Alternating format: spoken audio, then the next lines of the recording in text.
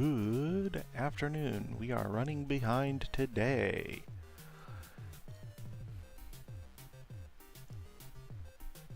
Just crap to do. Not enough time to do it. Having a really bad day. Looking forward to blowing off some steam. Exploring.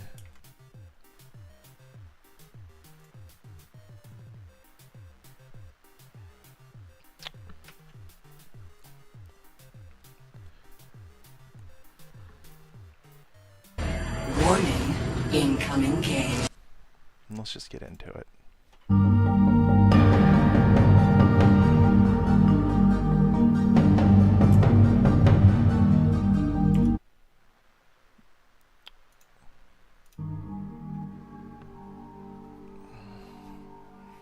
I hate when games go quiet when I tab out.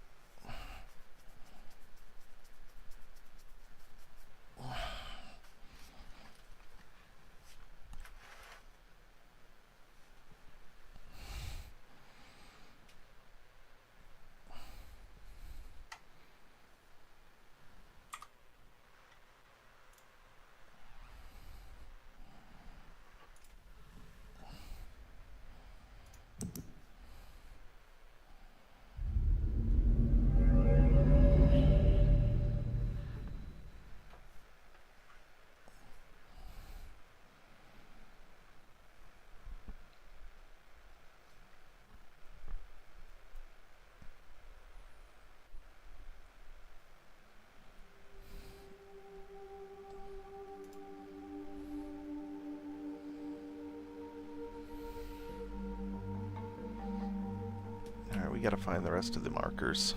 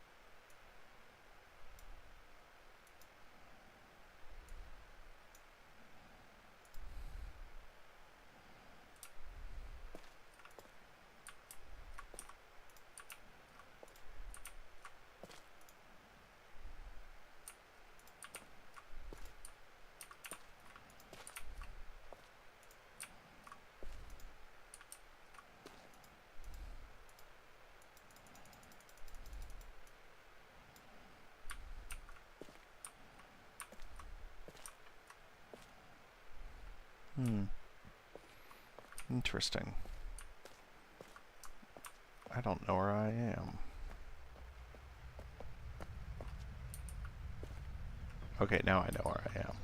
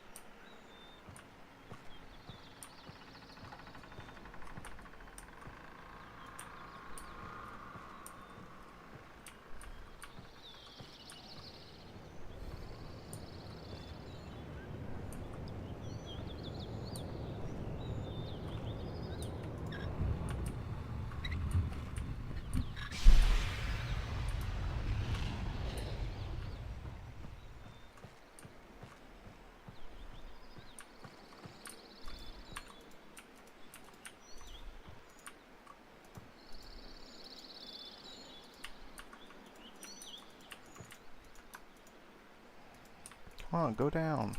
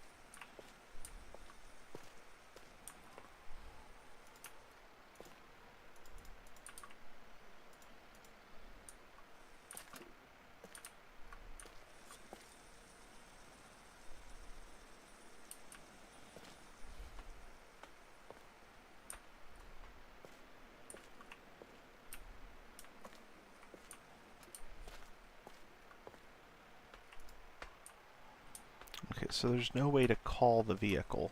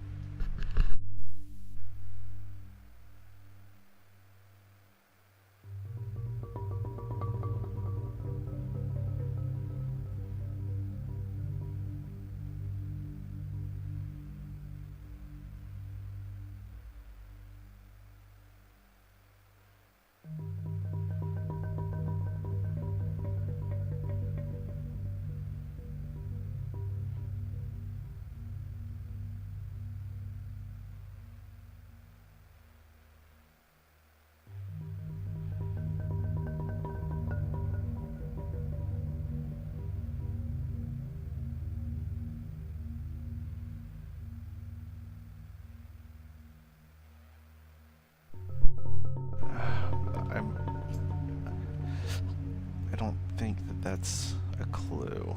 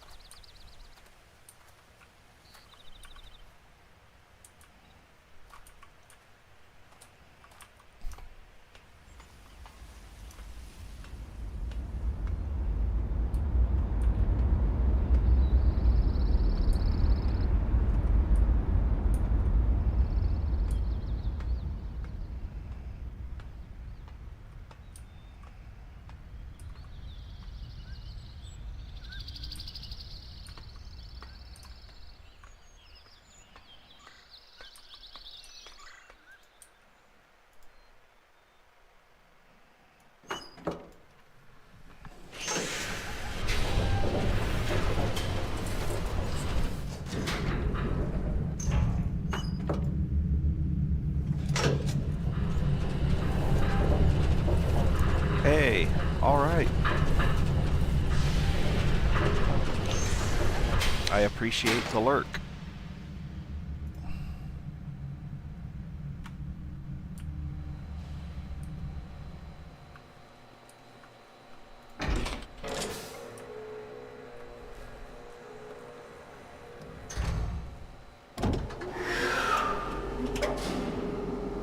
That's right. Every little bit helps.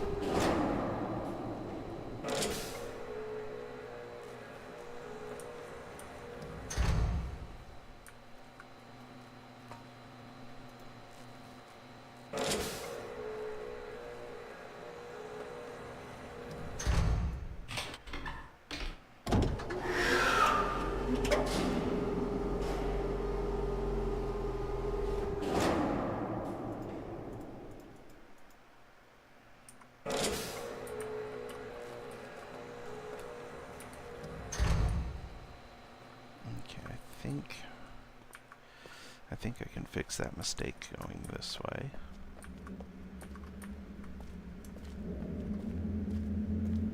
Yeah. There's a call button.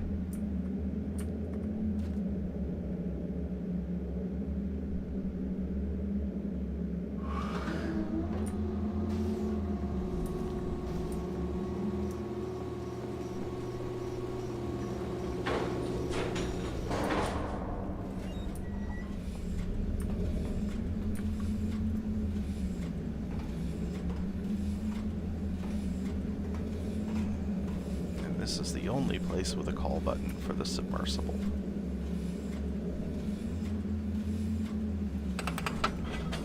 I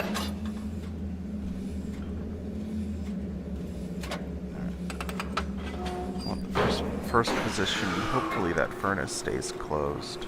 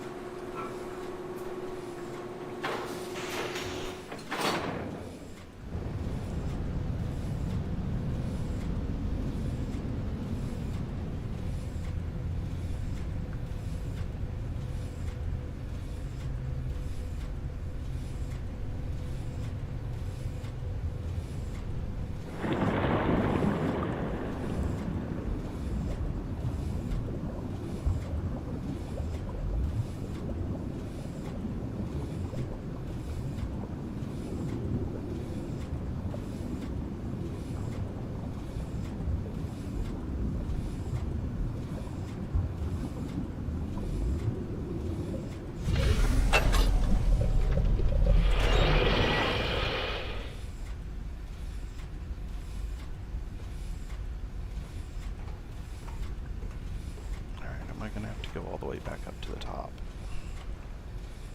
Yep. Alright.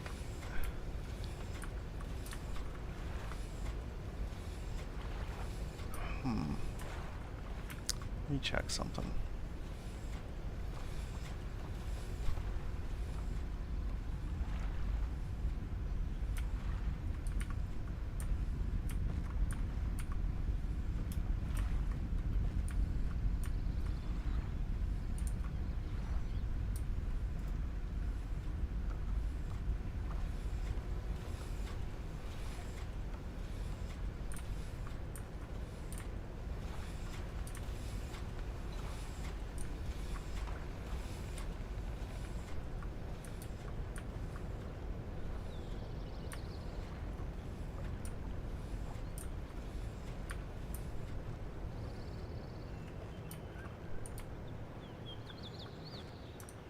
There's no call button at any of the other stations.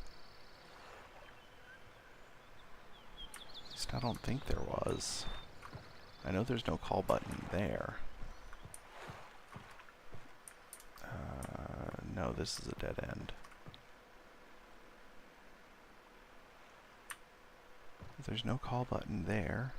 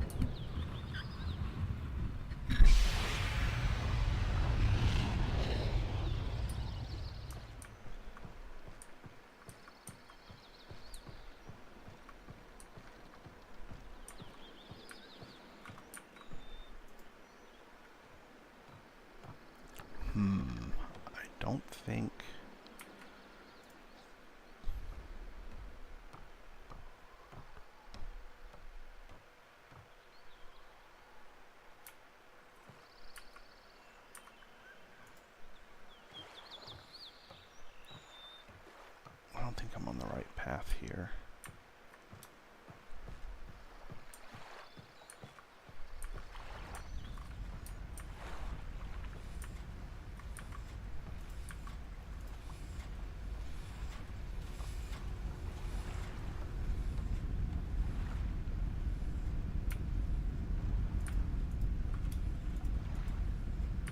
Yeah.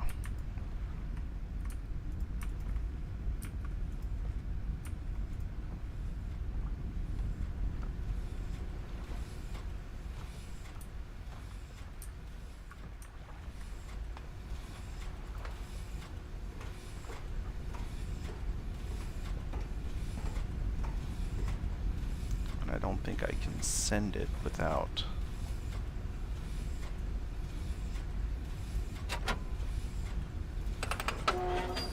Yeah, nope.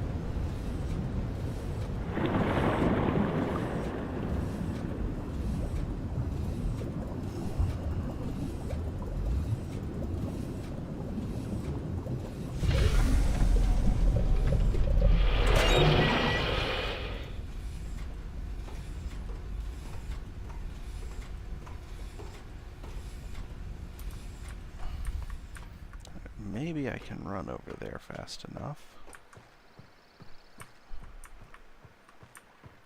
before the steam shuts off and the portal closes.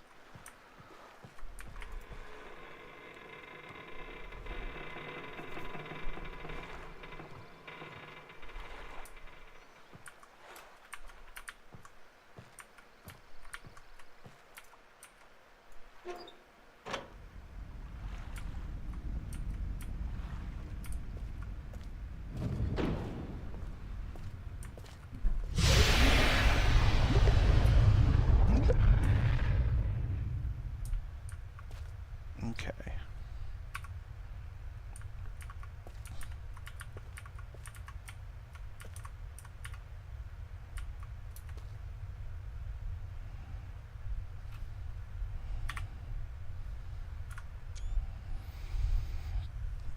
All right, time to get the notebook.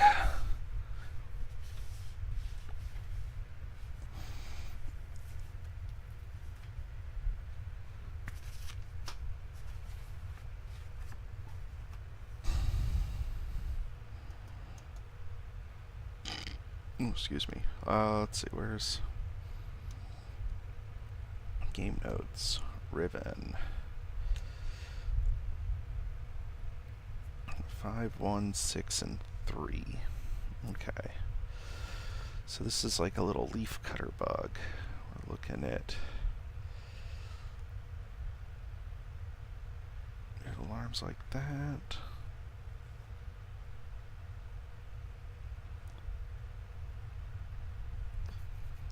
And that's...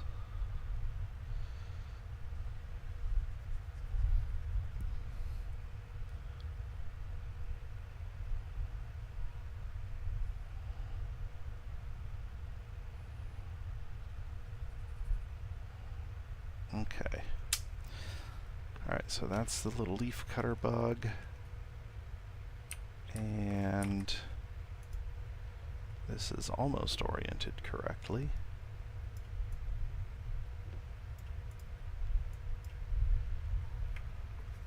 Alright. I think that's 2. Let's just double check our notes on the numbering system. Yeah, that's 2. Okay.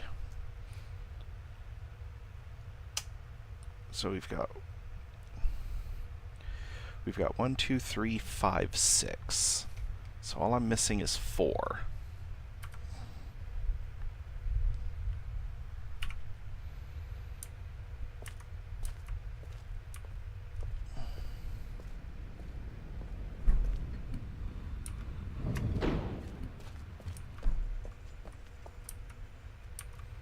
Nothing else in here, just making sure, because this was a pain in the butt to get to. Yeah, okay.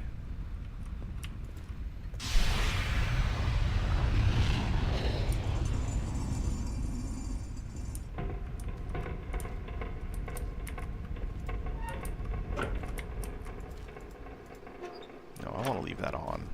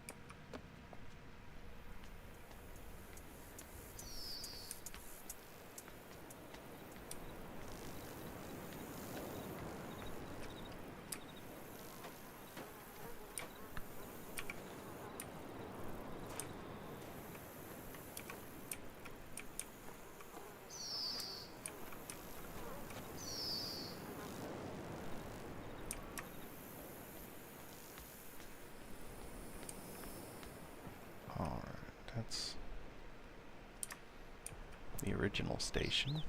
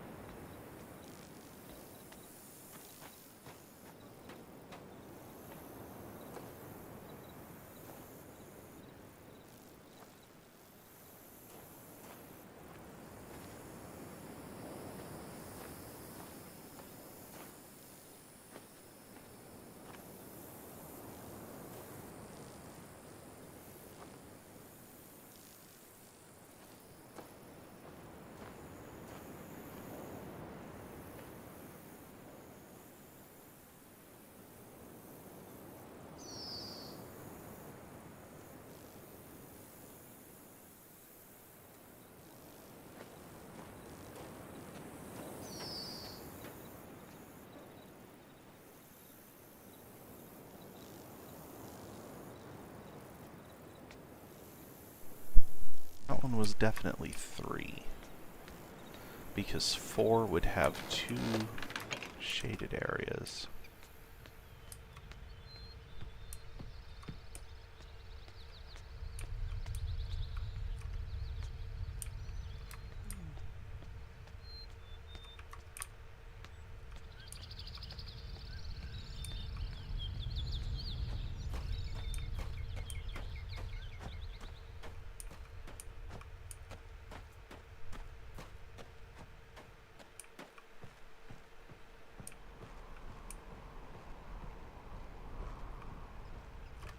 Alright, that's 5.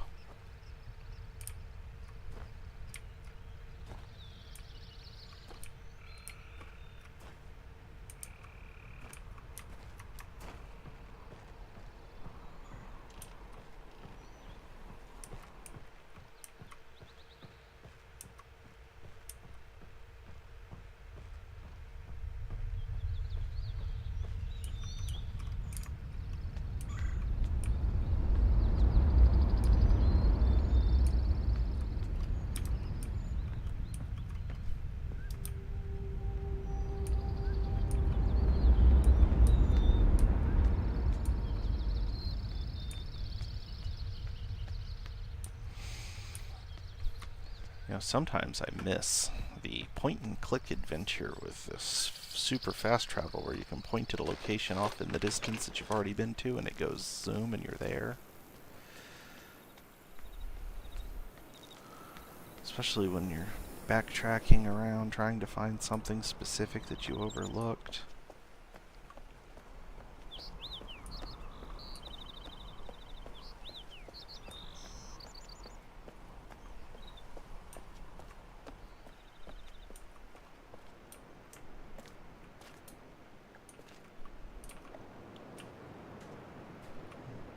Y'all stay there now, okay? Y'all stay there.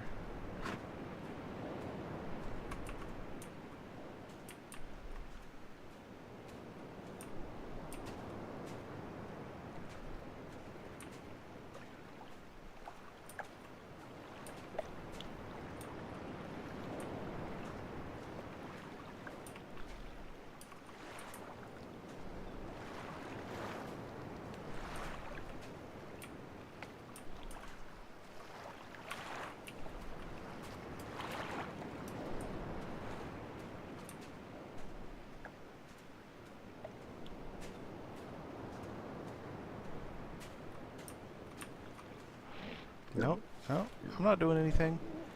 I'm not. No, don't leave.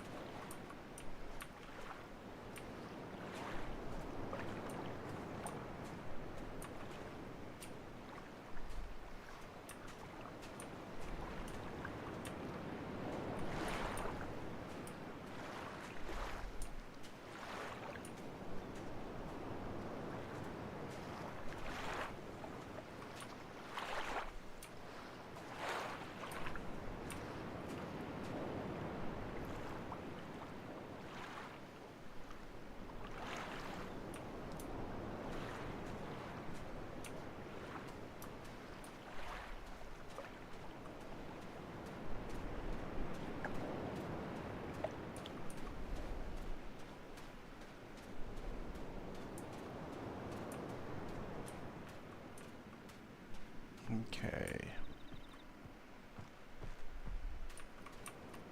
This is one. And it's only visible from up there when the water is on.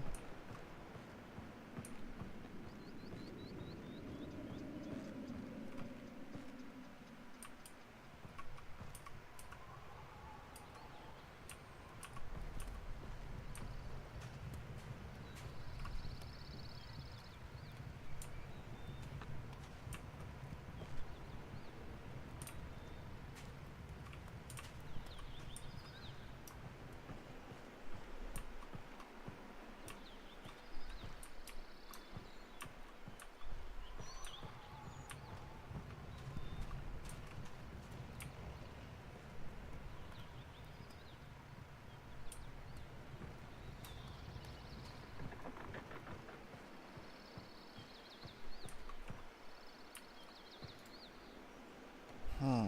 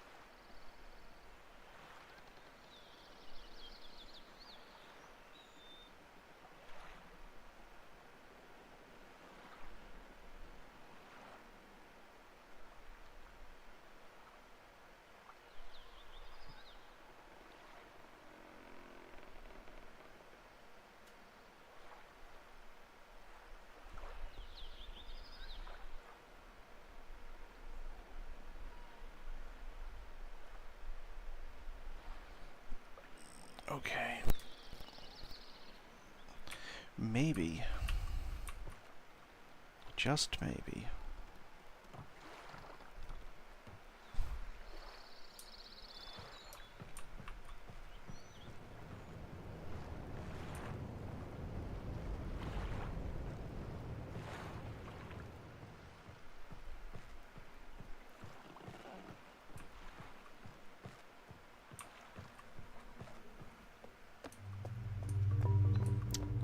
I can see...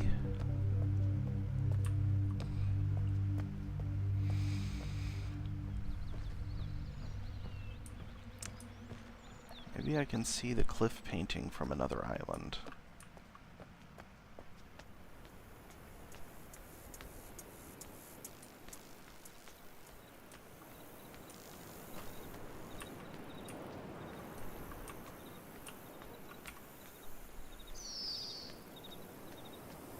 That's gotta be it.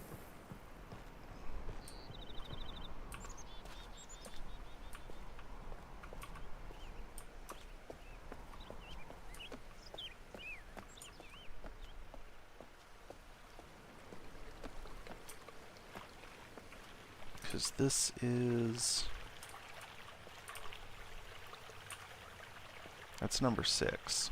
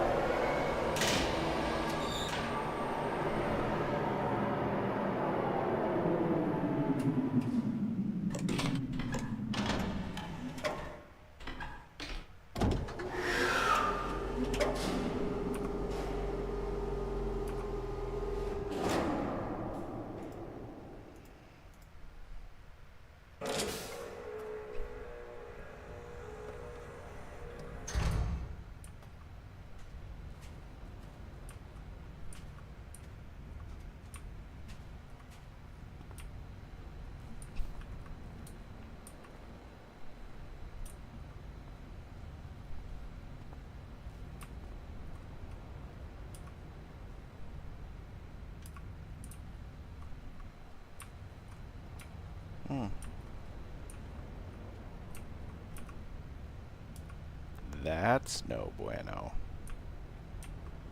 Oof, man.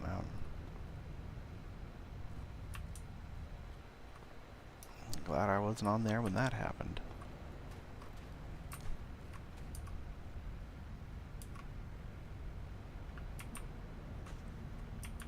Okay, it's got to be that other island, but how do I get to that one?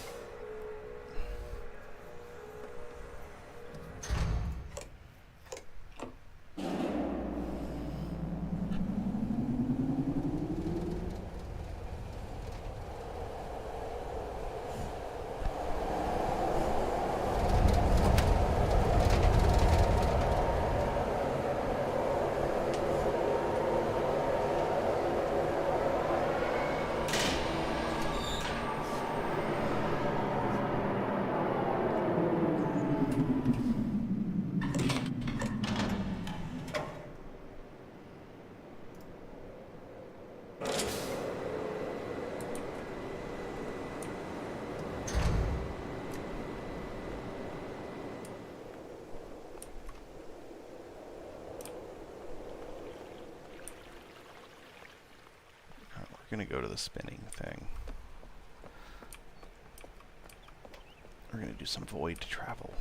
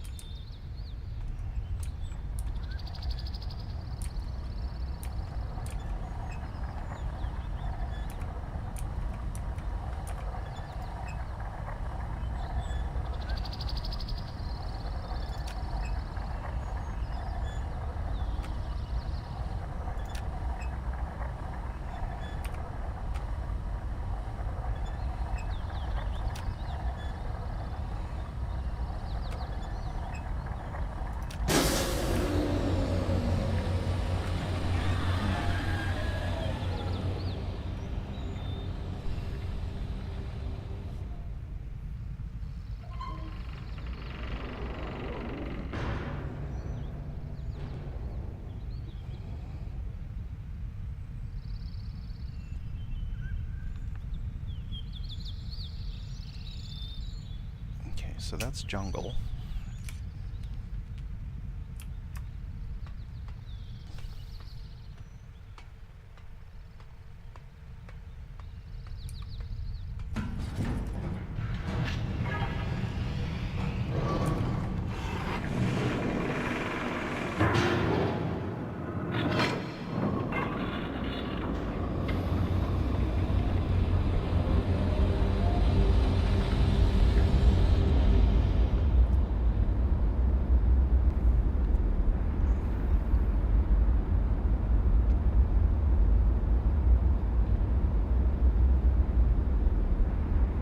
Come on. Open sesame.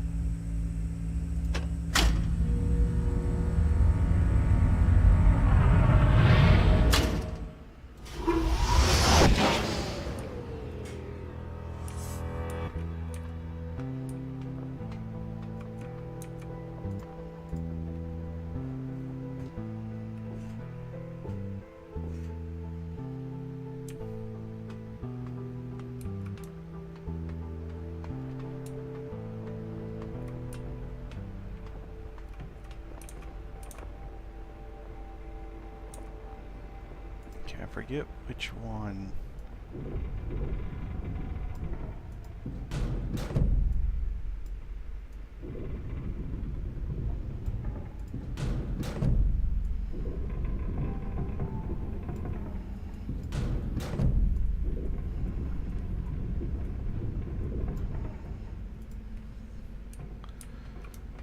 Right, this is, I think this is the first island.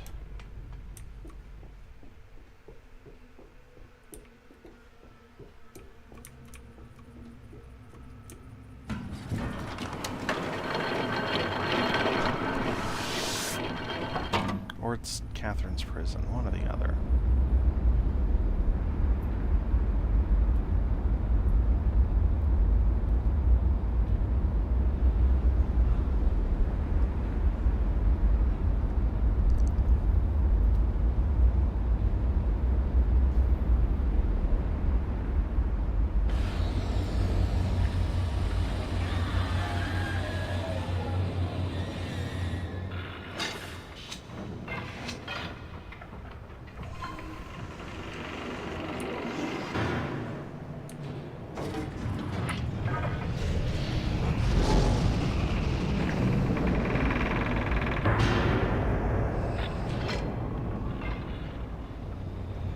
So that's the main island.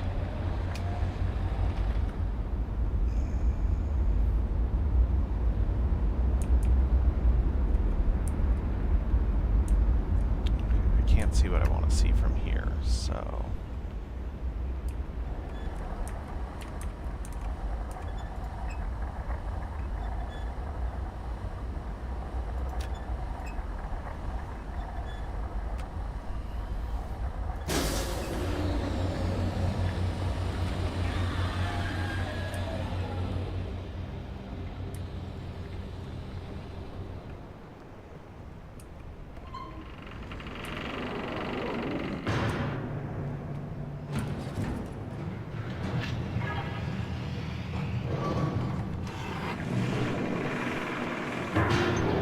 we're waiting for this to open, I'll be right back.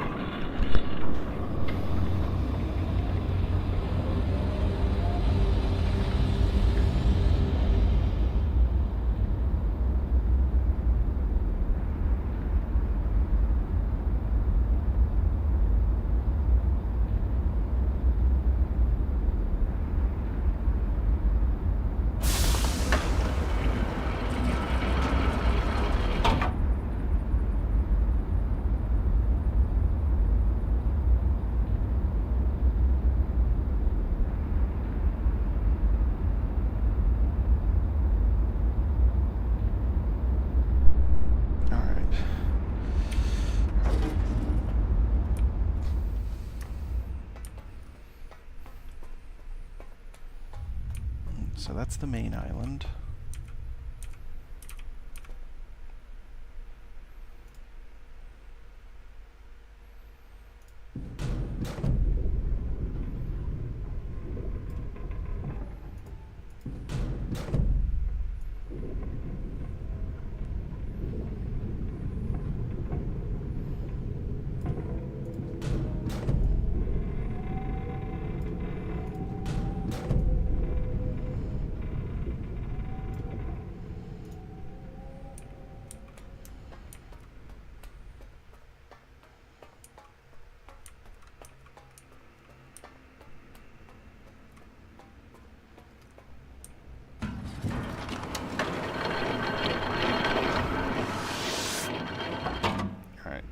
Vertical line.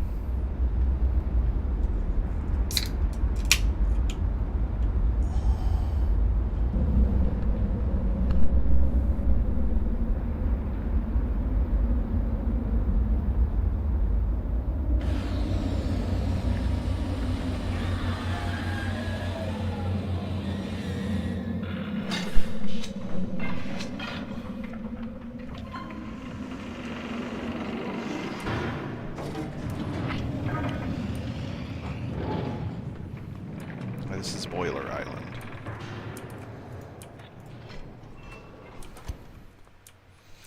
Yeah, that's the boiler.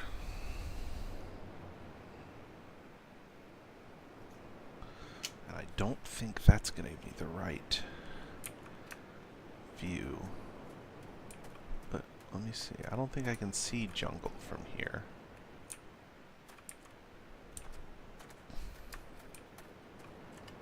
That's survey.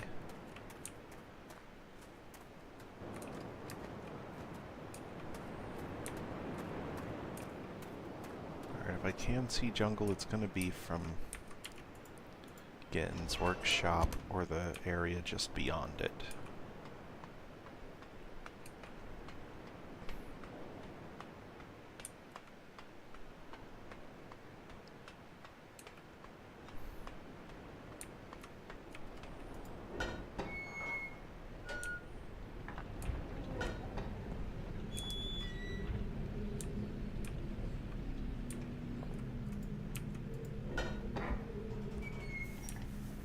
Excuse me.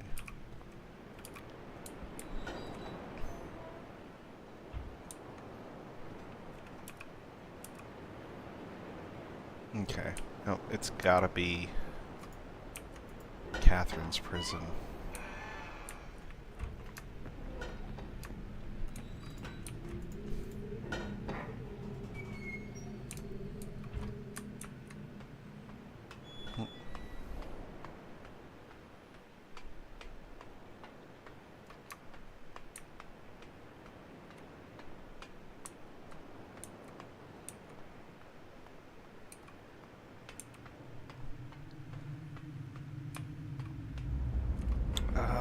Oh, right. Secret passage.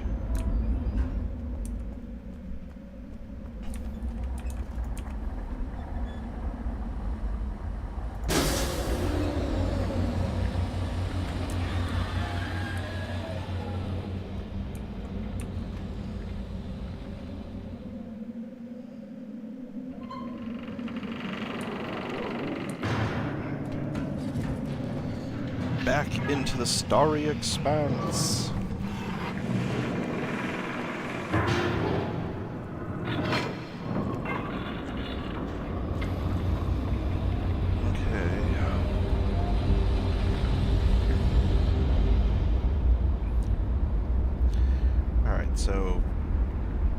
Circle is the main island. Vertical line is Boiler Island. Goat Eye is Jungle Island.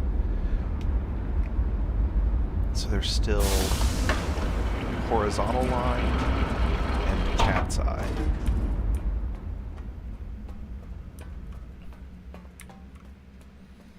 Because I didn't mark them the first time. Okay, so where's... Okay, that's Goat's Eye.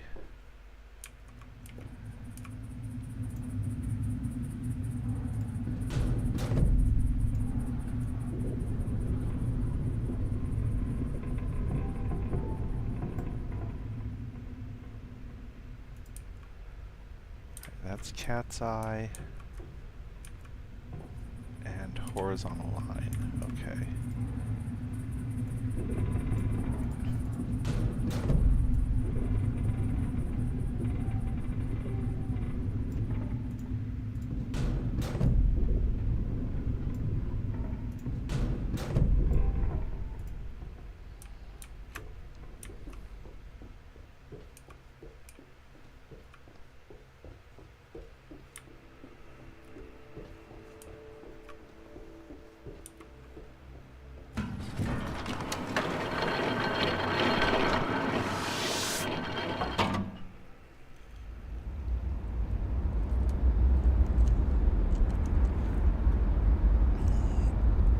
I hope they do an update to this one sometime soon to add an option for randomized puzzles like they did with the remake of Myst.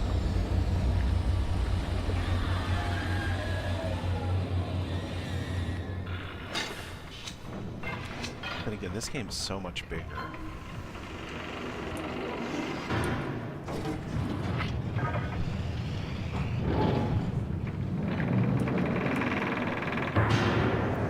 So this is Survey Island.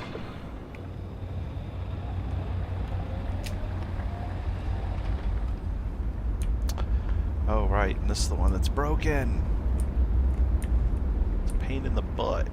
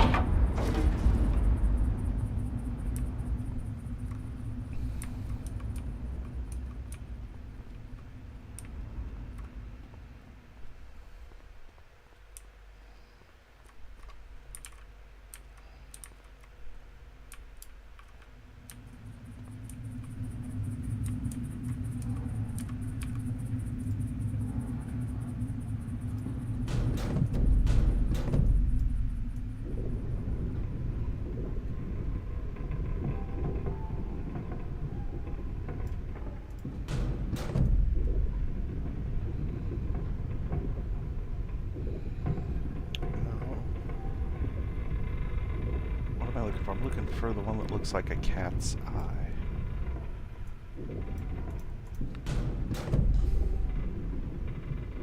There it is.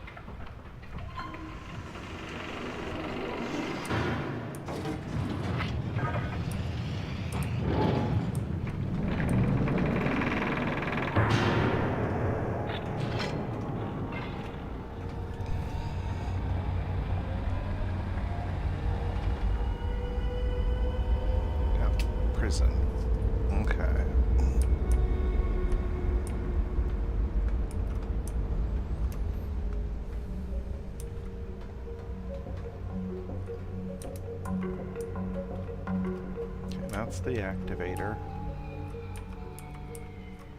This is...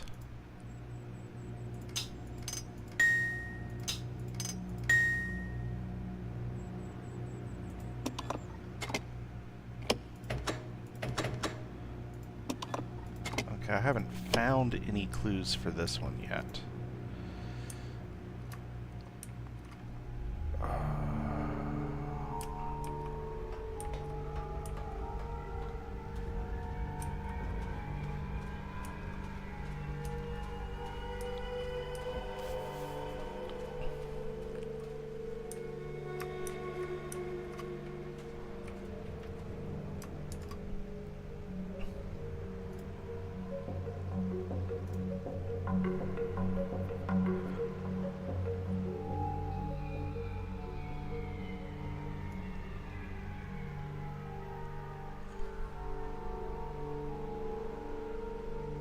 Okay, let's see.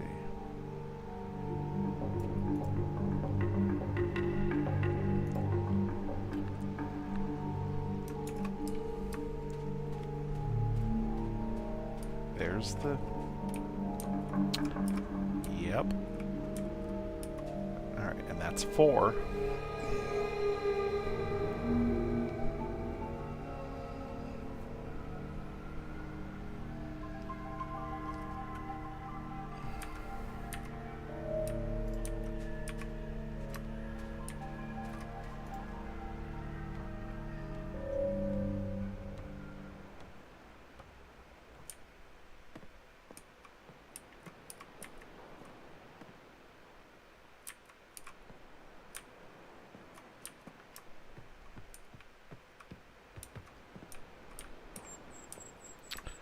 Oh, wait.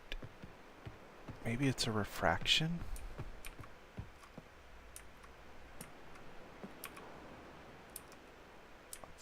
Let's see. There's a lens up there, so maybe if I just look up, unless that's just literally to put light on it.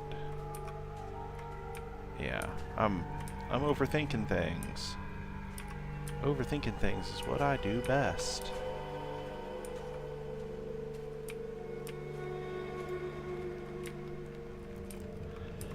Aha!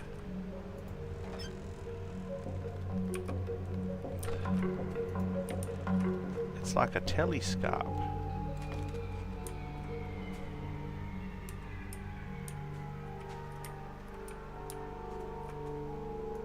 Okay, but clicking on it just does that.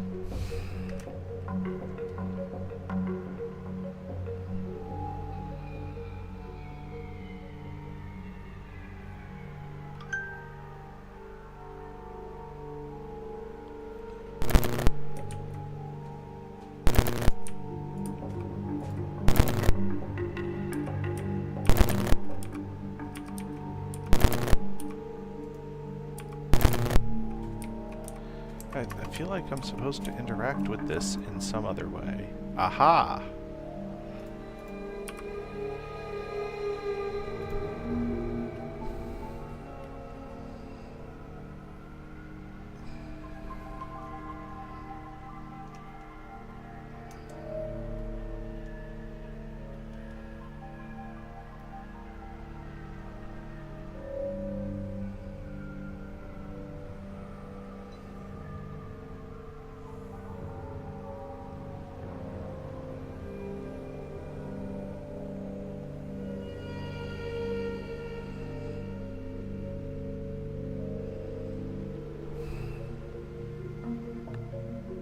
Okay.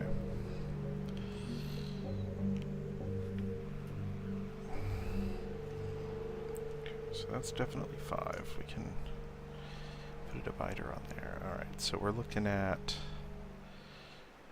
No, this is 4. And...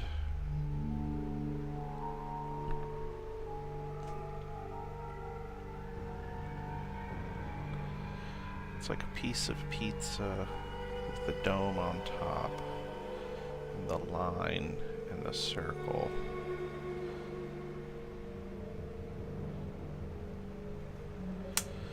Okay, so it's the one symbol that's not like a nature symbol.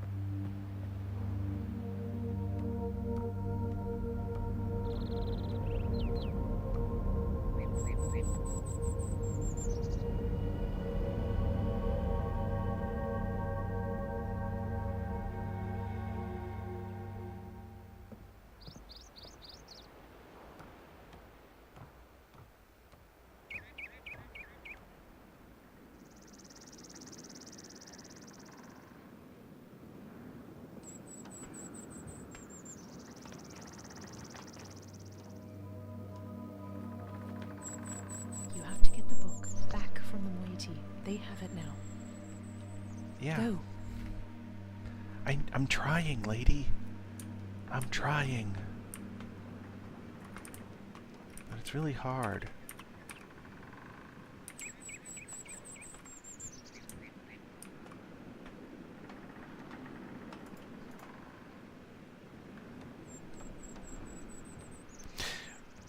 Also, why are they named after a functional group from chemistry?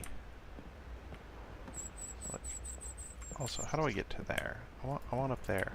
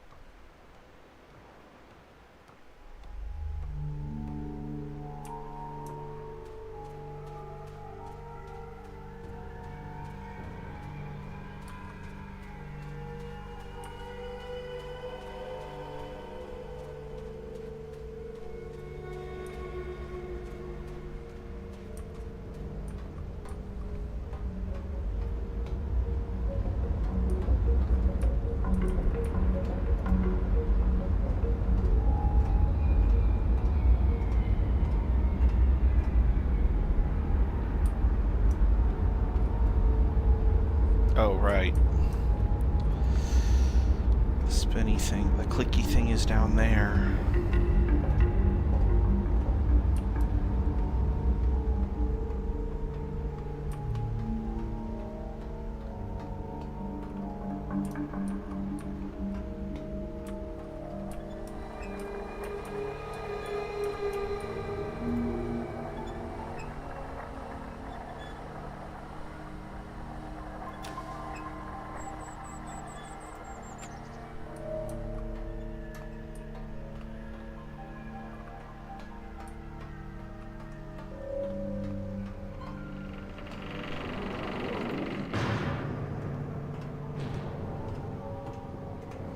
I don't like ladders, and that is my least favorite kind of ladder.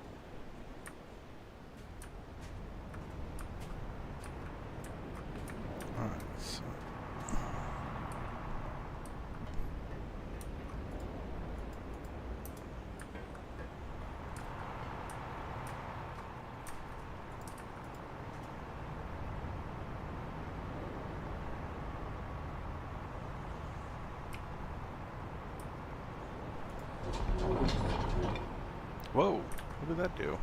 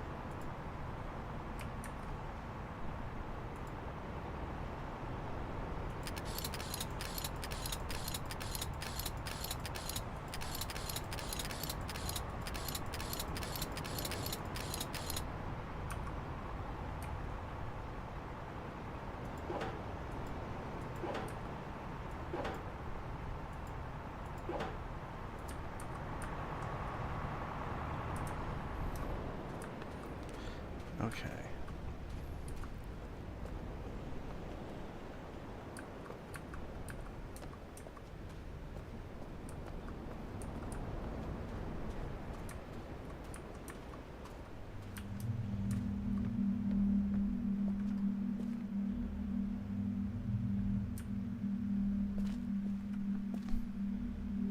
I want the temple. I want to be able to go to the temple.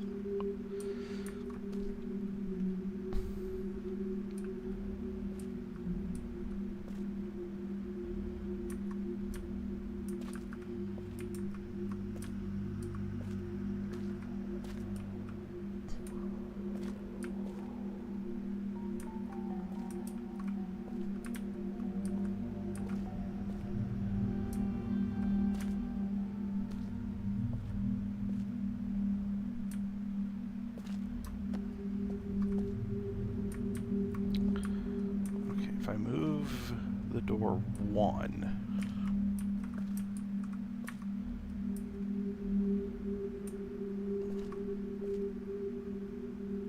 yeah, that should be the straight shot.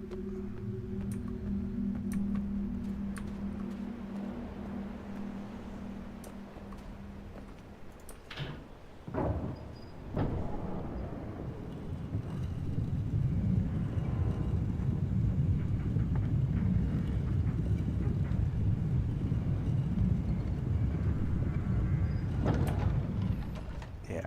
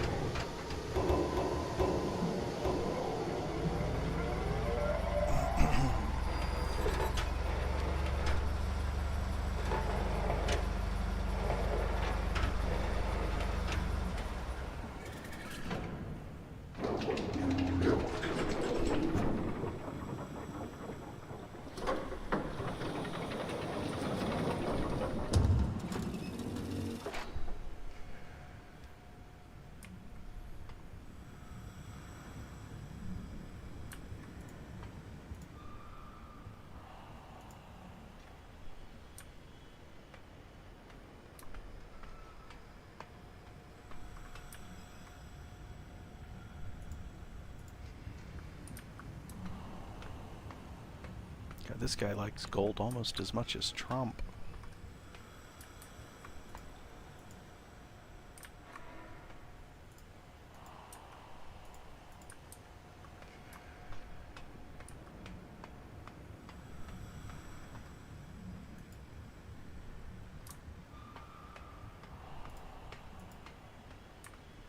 Okay.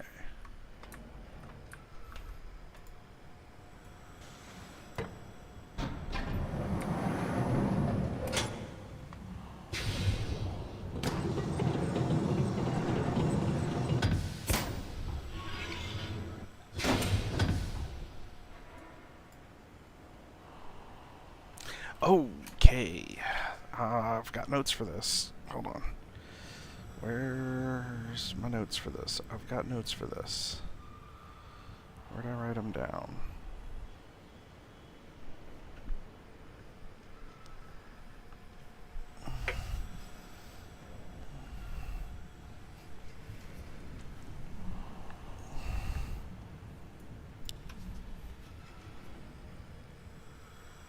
One, 2, 3, 4, 5, 6, 7, 8, 9, 10, 11, 12, 13, 14.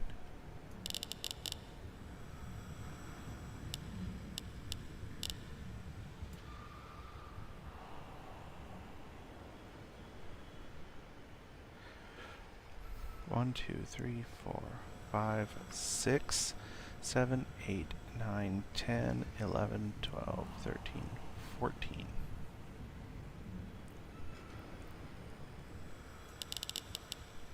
Twelve.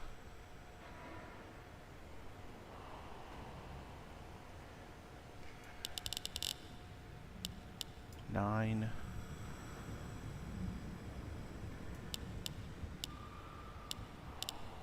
6. 4.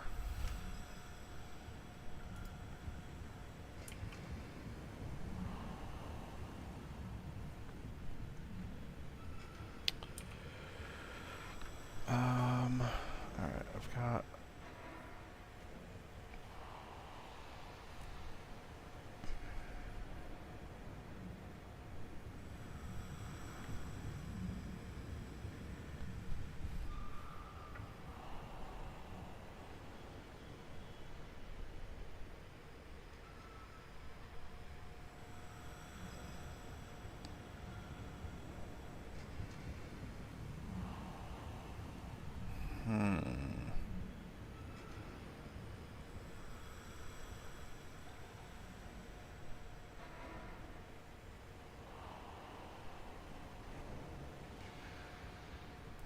Okay, so I know where they go, but I don't know which is which.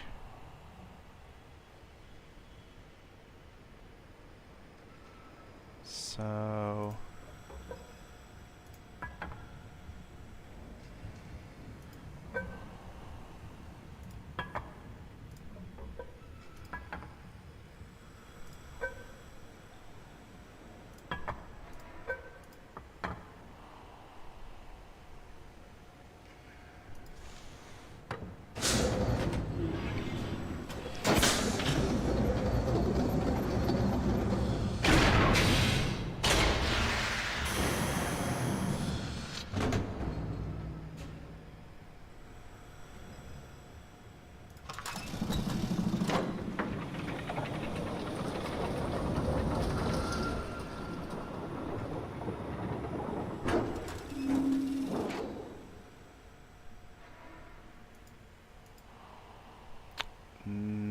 nope, that wasn't the right answer. Alright, I need to find more clues. Oh wait. No, that's not going to help me, because those things didn't have color when they were sent off.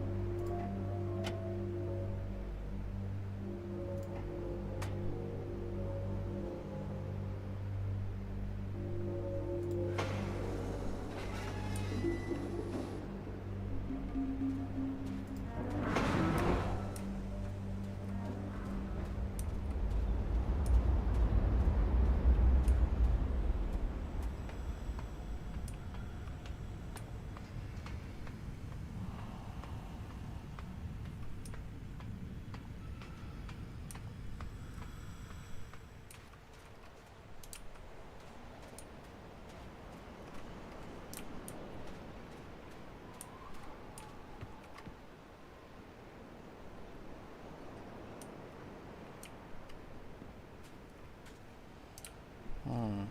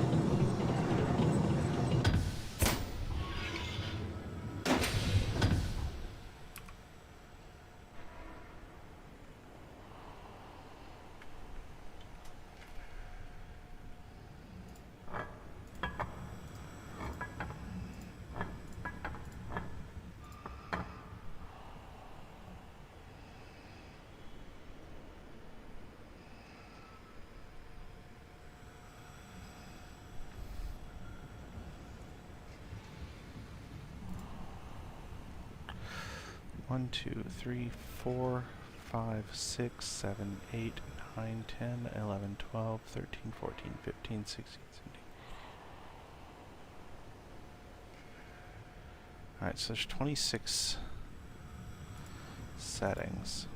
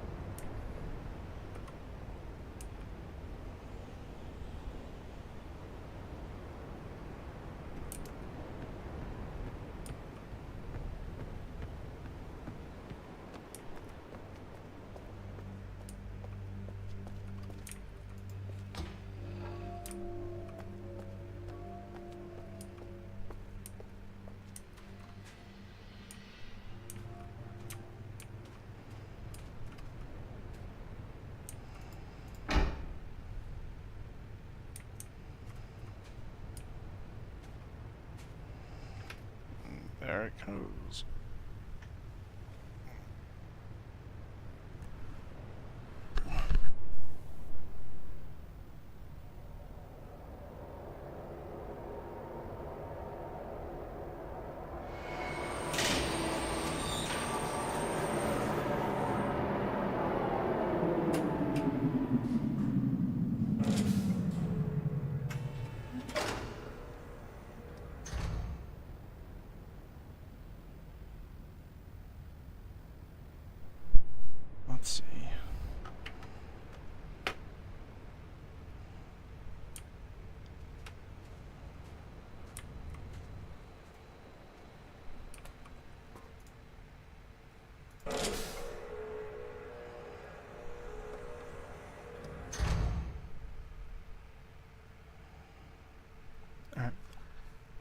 we're gonna go ahead and start this here roller coaster, and then I'll be right back.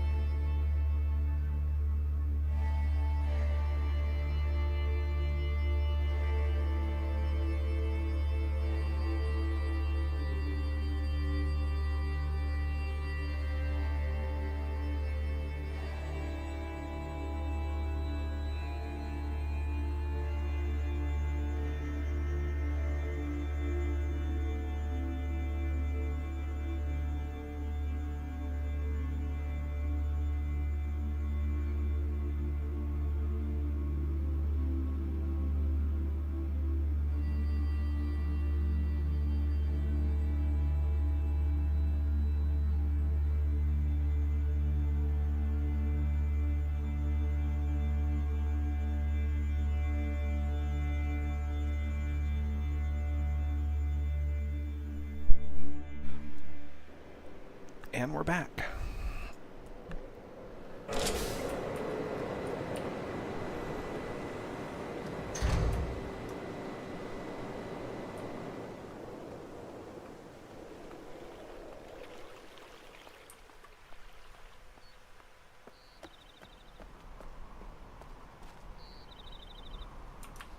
Yeah.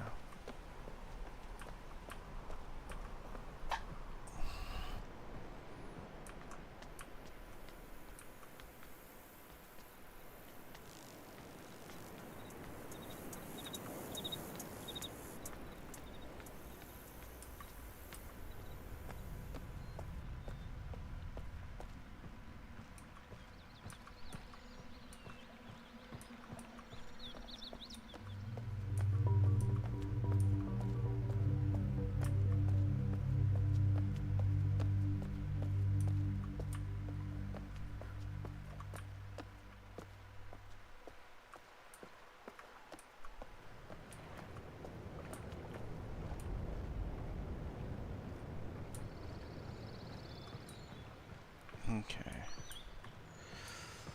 Let's go solve the big circle puzzle. I gotta go through the secret entrance in the prison because I couldn't figure out how to open that door from the other side. So that's this position.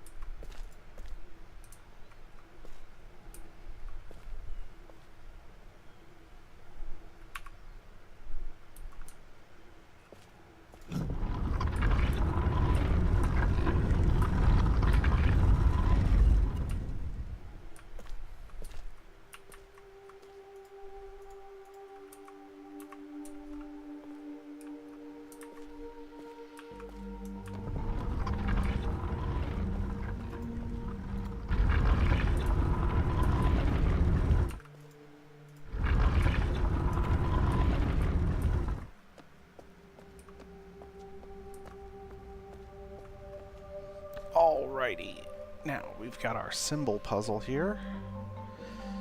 Swipe to the appropriate page in my notes. And we start with number 1, which is...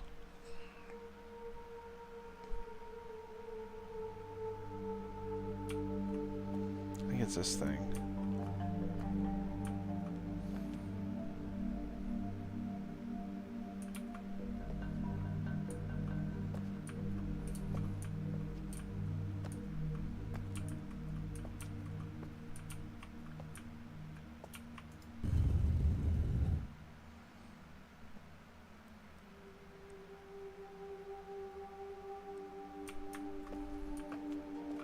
Number 2. Alright.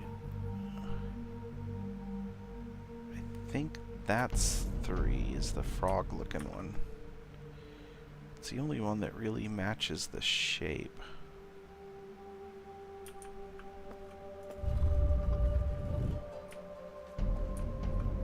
Number 4 is the only one that's not an animal symbol. Unless that's supposed to be a sideways view of like a butterfly fish. Number 5 is the Leopleurodon. And number 6 is this freaking thing.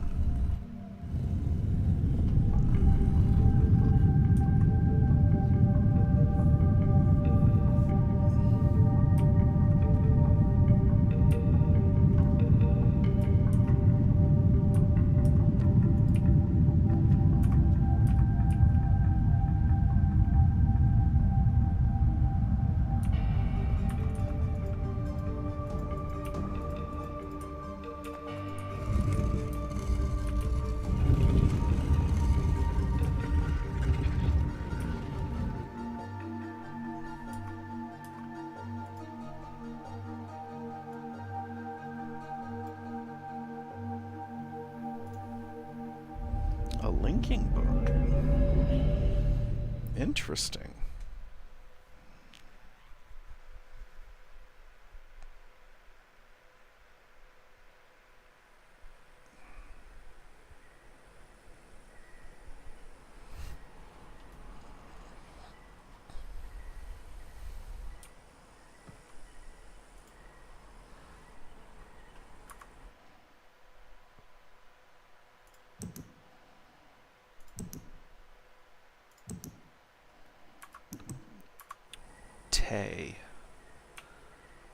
Zonde.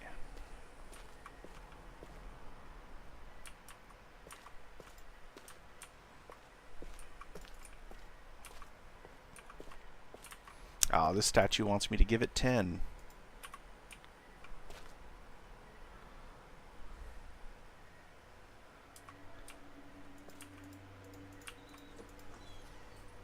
Palo! Palo! Don't. Yung ulay!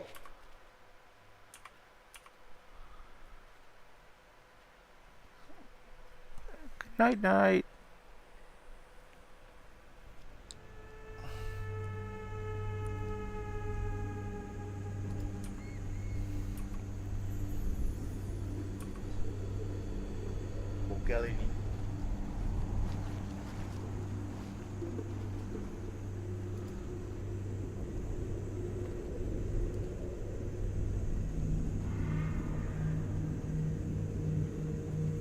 Night night.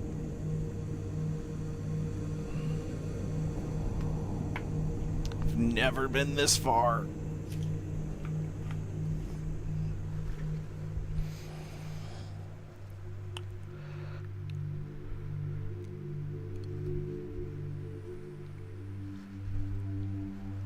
Oh man. Okay. Now I am a prisoner. They didn't take my satchel.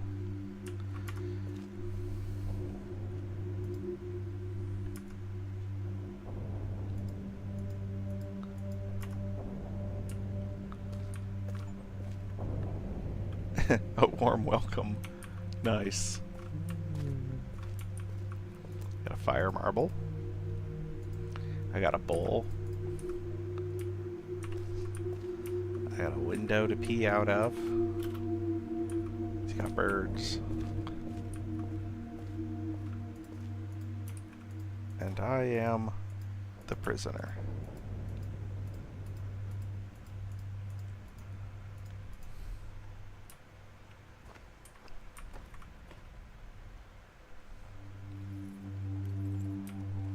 Oh, wait.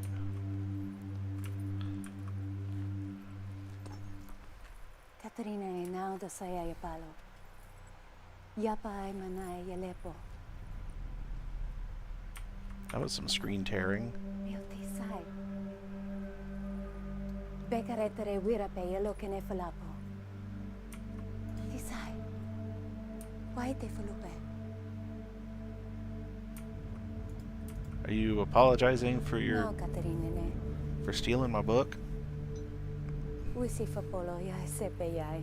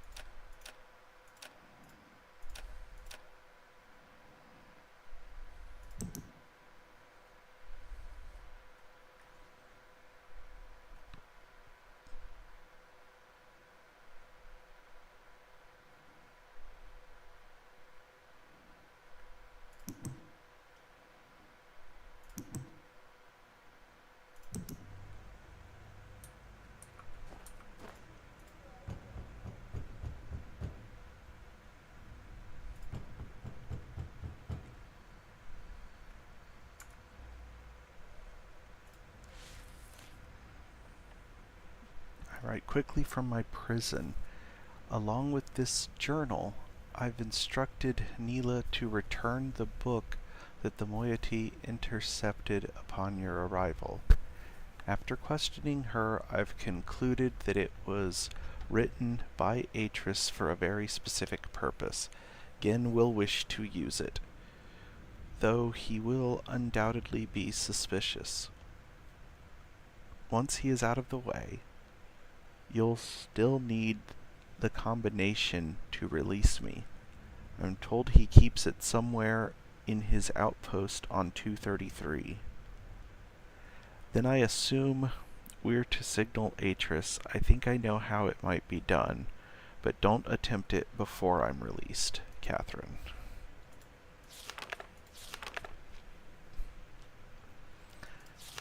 That's a weird... Okay. Story time! It's been 1 week since I linked to Riven, and I'm still reeling from the changes I've witnessed. Even before my eyes could adjust, the smell of my homeland embraced me. The sweet salt air was instantly familiar, but the scene that soon resolved was not. As I stood there, struggling to make sense of what I was seeing, a violent clang sounded and bars appeared before me. It was then that I must have been darted, for my memory after is cloudy. A Rivenese man, shabbily dressed in militaristic attire, was shouting something at me. He seemed to be attempting to speak Dani, but his grasp of the language was so poor that I could not make out his words. And then the world went dark. Many voices passed until at last I awoke to a familiar face, Eti. After all this time, she's still as warm and kind as ever, and yet the years have clearly wounded her, as they've wounded everyone whose world became a prison when Gen was trapped here. Everything is tinged with pain and loss. Even Eti's bright smile, though she does her best to hide it. A desperate urgency squelched by unuttered fears seethes beneath her cordial veneer. When Atris and I left Gen here all those years ago, I was haunted by visions of what had become of my people, and how they might have come to suffer under his rule. But the injustices I imagined were nothing compared to the atrocities that have actually come to pass. The following is a chronicle of what I have learned, a record of all that has happened, should I no longer be here to tell it.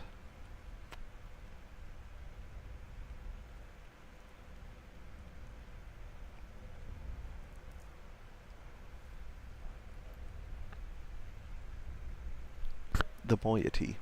It seems the confrontation that led to Gen's entrapment on Riven was witnessed by some of the Rivenese, but their interpretation of the event was skewed, no doubt due to Gen's overinflated view of himself. Atris and I had hoped that stripping him of his ability to link to other worlds might lead people to conclude that his claims of godhood were false, but it appears the opposite has come to pass. If Gen was a god, and we had vanquished him, then we must be greater gods. It was thus assumed that my absence was only temporary, and that I would surely return one day to set the world right again. Thus the moiety, the name they adopted after Gen's disparaging use of the term, were born, sworn enemies of Gen, and devotees of me. I had no inkling of this misconception about myself until 2 days ago, though, in hindsight, it makes perfect sense, given the way I've been treated.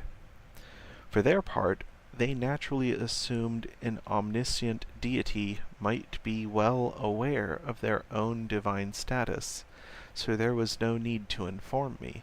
I only finally pieced it together during a recent underground gathering, where they reenacted their version of the story of my life, a riveting tale that culminated with the confrontation between Atris, myself, and Gen.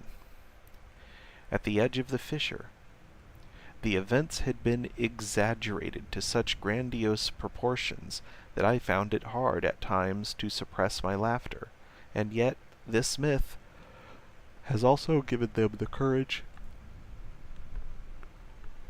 to stand against Gen, and the hope that they might someday be delivered from the relentless inhumanities of his authoritarian rule.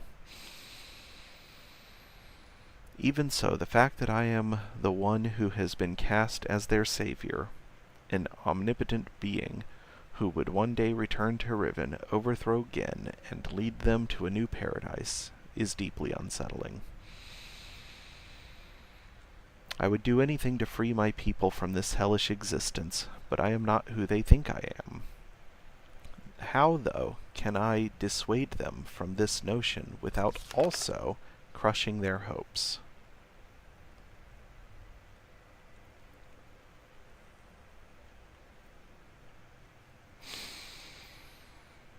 As Gen's power grew, so did the moiety, and in order to evade his persecution, for he would wipe them all out in an instant if he could, they had to become more, and more adept at concealing themselves.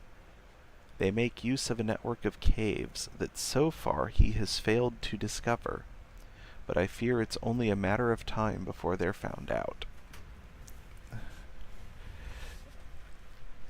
Okay, so there's the combination.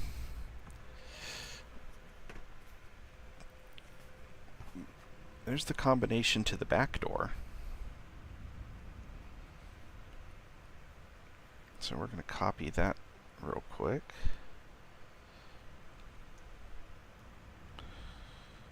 Undo, undo.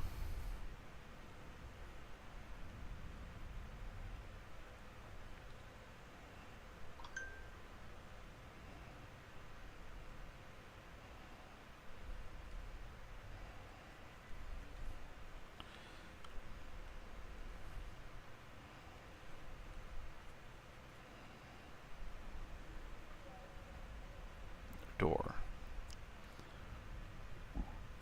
1, 2, 3. 1, 2, and then 1, 2, 3, 4. This one, and that one.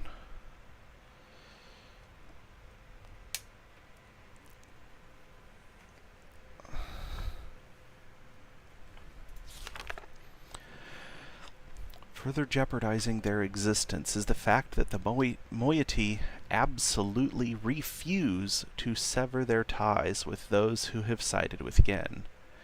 The two factions thus live together in surprising harmony. their overarching sense of cultural unity appearing to outweigh the schism, at least for now. I heard today that Father and Inant were inducted into Gen's labor force. I so long to see them, but a dimness shrouded Etty's face so abruptly when I asked of them that it left me hesitant to press the matter further. I must know the truth eventually, but I fear the news will not be good. Oh, excuse me.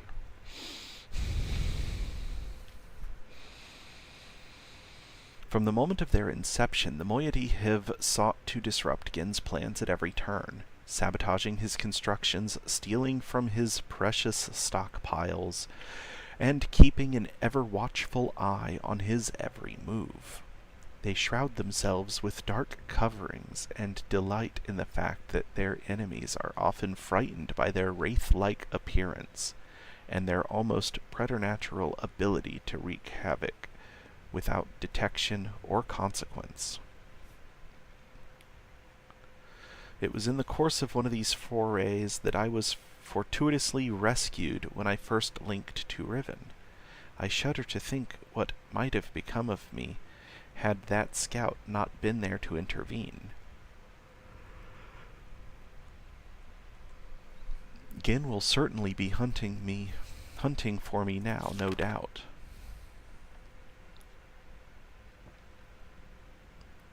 Furious at his guard's failure to detain me, he must be even angrier, though, at the loss of the linking book he surely assumes I brought with me.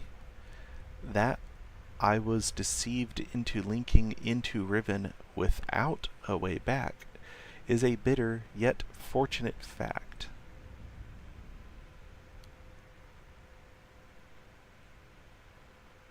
For it may well have meant the death of us all had a path back to Denis fallen into his destructive hands. When he finally discovers that I came here empty-handed, he'll be angrier still. That is some consolation, at least.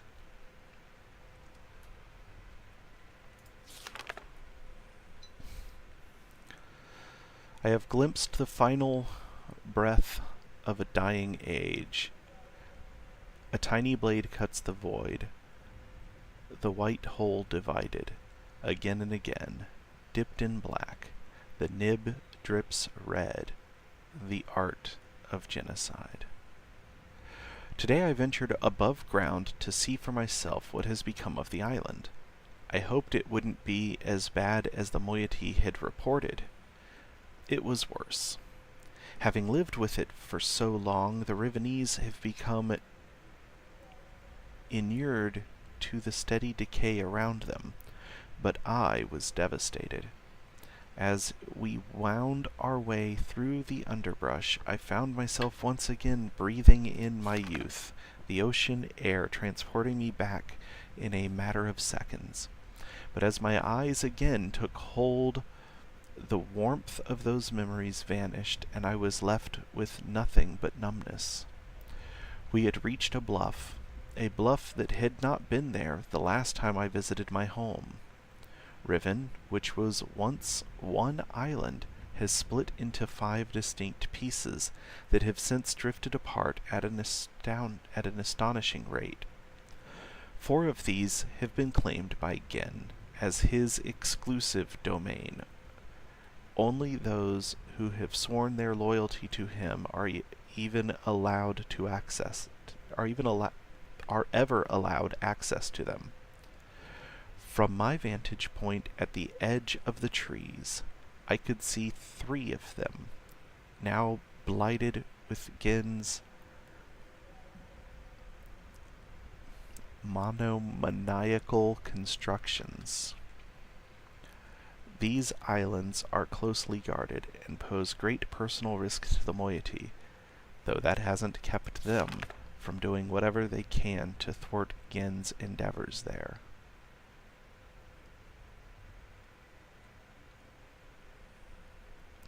The 4th island I could not see, as it has crept away to some distance and now lies concealed by fog.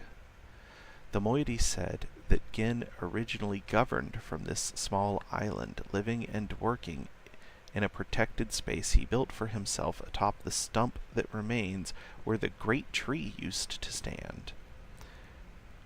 The only surviving forest is located here on the largest island, where the village also remains.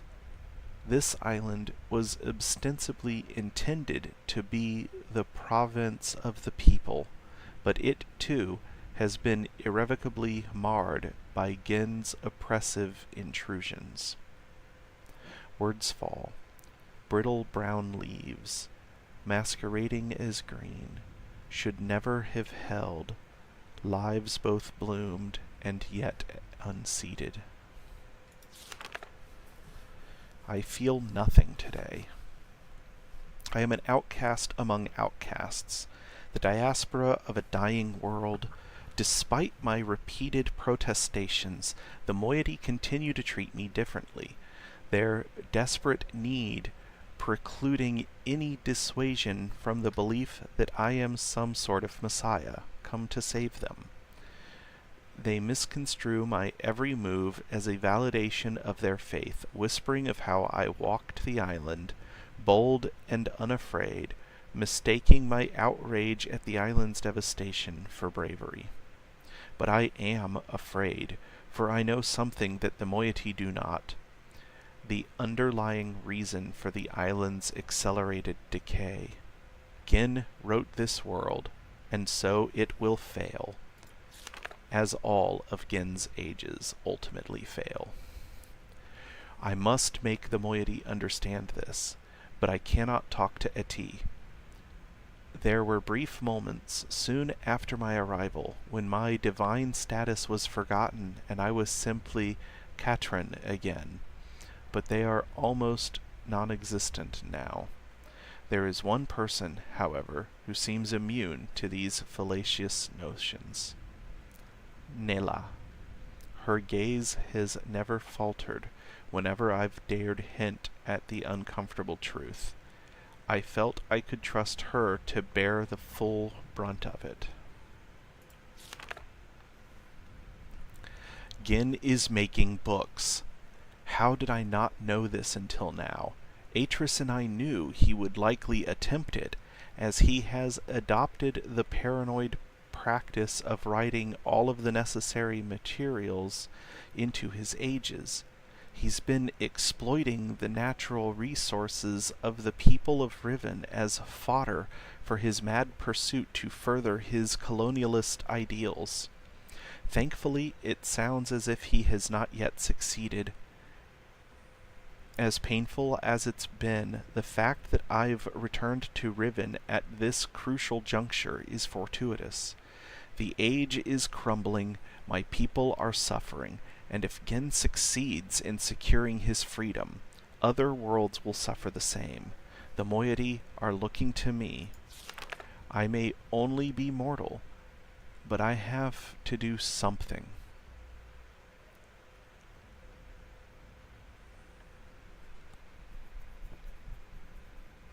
Okay. Why is that circled?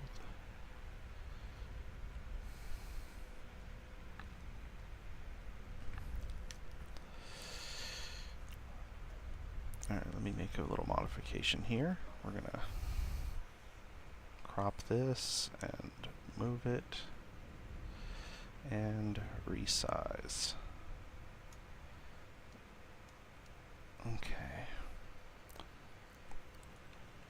Alright, so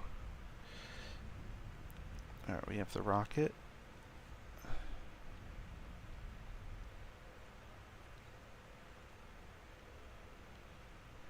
With its support braces.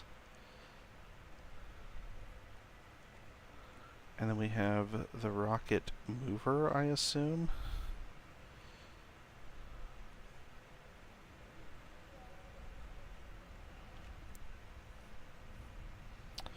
And its support braces. And then she has the middle one circled. Okay. It's been a very long time since my last entry. There is much to tell. It was hard to recognize, but I found the star fissure. It is located on what Gin refers to as his Temple Island, though the moiety prefer to use the Rivenese word alapo, which means water pool. They've thus taken to referring to the void itself as Alatuan, pool of stars.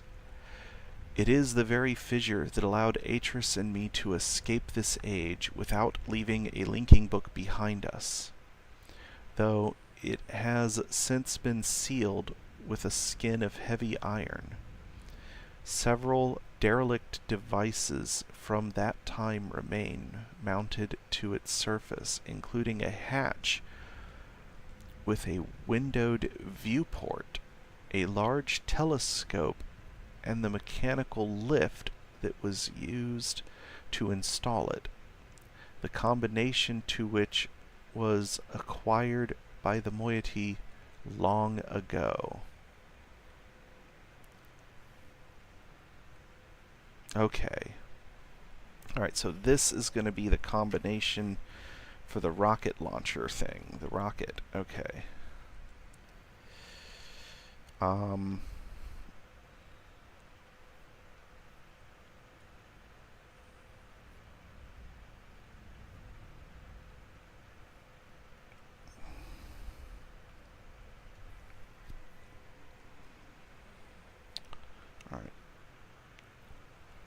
Alright, so it's 1, 2, 3, 4, 5, 6, 7, 8, 9, 10. Okay.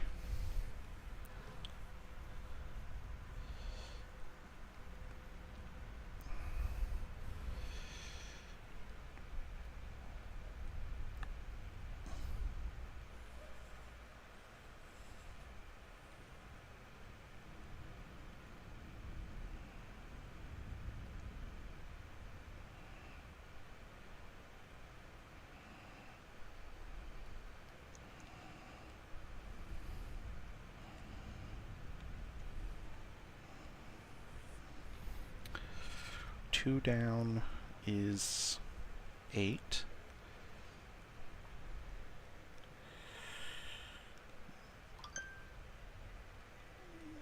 Two up and to the right is 2 up and to the left is 9.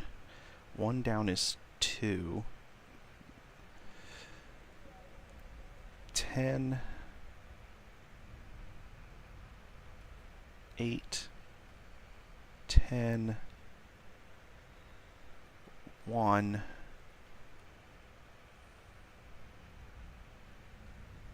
9. 7. 3.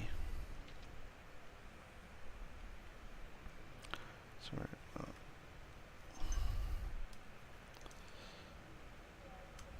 8, 9, 2, 10, 8,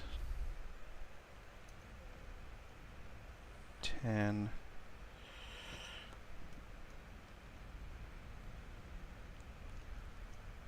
Alright, so what I need to do is translate that into Denis numerals. In the early days of the moieties, briefly considered reopening the fissure. Thankfully, they decided against it.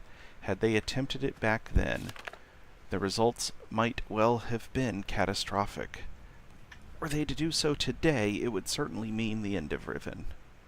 I am told that in the days immediately following Gin's confinement on Riven, he attempted to determine the feasibility of navigating the stars beneath the fissure, for he had seen the mist book.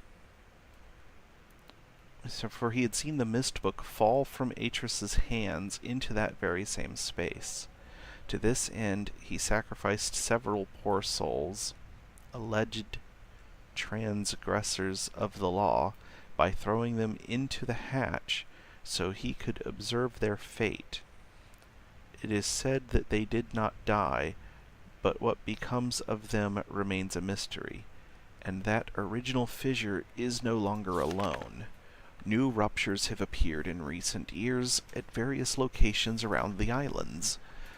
In some instances, the moiety were able to glimpse the breaches before Gin and his minions moved in to contain them. Their descriptions support my suspicion that the forces that are tearing Riven apart are more than merely geological. More troubling, however, is that Gin is not simply containing these rifts, but is somehow using them to travel between the islands, and that he has also reportedly devised a way to harvest the energies from the expanse for some yet unknown purpose. How like him to wantonly exploit for his own selfish gain that which he does not understand. The star field beneath the fissure is not as it seems. It is a gentle space, as hospitable to life as a flowing river. That is how Atris described his brief time within the expanse before he linked out, leaving his mist book adrift within it. He was never able to conclude upon its nature, but I cannot help but feel that there must be some greater pneuma behind it. Something I should have mentioned earlier. One of the colossal blades that appeared in the course of our escape from Riven, the great dagger that stands at one end of the fissure, has been adopted by the moiety as the emblem of their struggle. They have their own explanation as how it came to be, of course, but their choice is more apt than they know, as that dagger, along with the other blades, was a manifestation of my rage at the desecration that Gin had already wrought upon my world. I haven't told the moiety that I wrote it into this age, as I fear that would only fuel their overestimation of me, but I can't deny it pleases me to have inadvertently provided them with such a fitting symbol for their cause. My limited encounters with Gin's followers have been discouraging. Whenever I attempt to engage them, they've fled from me. I've heard an interesting tale from the moiety last night, which may help to explain this. Soon after we trapped Gin on Riven, he claimed that it was he who had been responsible for the Great Blades summoning. He who had been responsible for the Great Blades, summoning them as preemptively punitive reminders of the obedience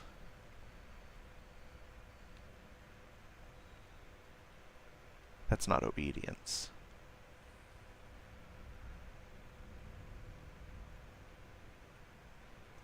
Obeisance? He expected. In the village circles, it is told that this act marked the beginning of a period of restitution, at the end of which, provided they had proven their devotion to him, they would be delivered unto a new and better existence. I will continue my attempts to intervene on their behalf. The cage has finally failed. Gin is free.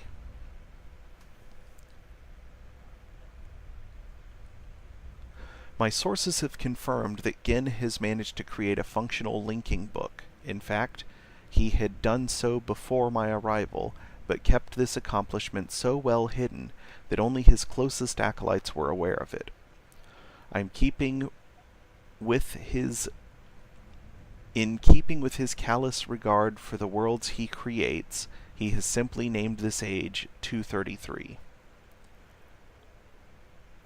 It is not yet known whether he has written others. I have also just learned that years ago, a moiety scout managed to steal a book that was an early failure that Gen had intended to destroy. It was largely complete, but did not work. I wasn't told about it until now because they thought it was useless. Gen struggled for decades, but he could never get a conventional linking book to work. Then, one day, he began construction on a cumbersome mechanical solution, a complex array of devices designed to harness the energies of the starry expanse and use them to suppress his book's inherent flaws. The design phase was chaotic and often dangerous. The moiety tell of tremendous explosions as Gen sought to contain and wield forces that he knew little or nothing about. But he is nothing if not determined, and eventually he was able to use this enormous crutch to link to another age. I can't deny his brilliance, but it is an abominable solution, brutish and overwrought, and all but entirely unnecessary. I have studied the partially burned book that the moiety took from him. Although he sought retribution for the affront, he appears to have been otherwise untroubled by the theft, no doubt assuming the book would be useless in the moiety's hands. But I can see what they could not. The book may yet be salvageable. The age this book describes is wholly unsuitable as a home for the moiety, but I think it can be modified. I will dream. I have nearly finished writing the moiety's age. The world as described is harsher and more desolate than they are used to, but they should be able to sustain themselves there. But we'll need a second book. Gen has been spending most of his time on 233 lately, so the danger is less, but getting into his lab will still be difficult. The coming collapse weighs the air, blurring my vision, both day and night. We must act soon.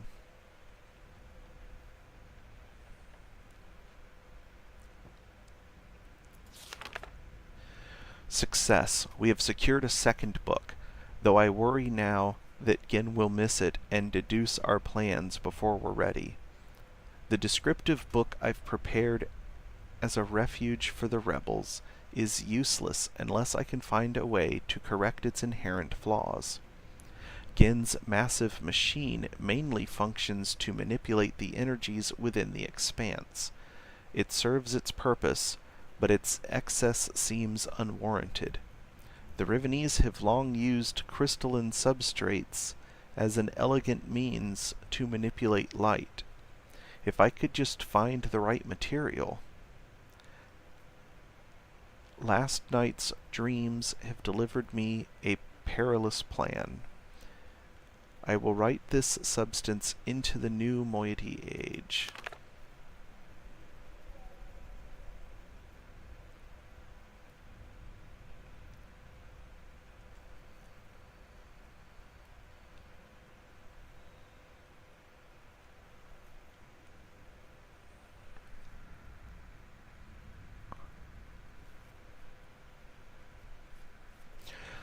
If we could temporarily access Gen's apparatus, we could use our book to link to this new age and search for the crystal.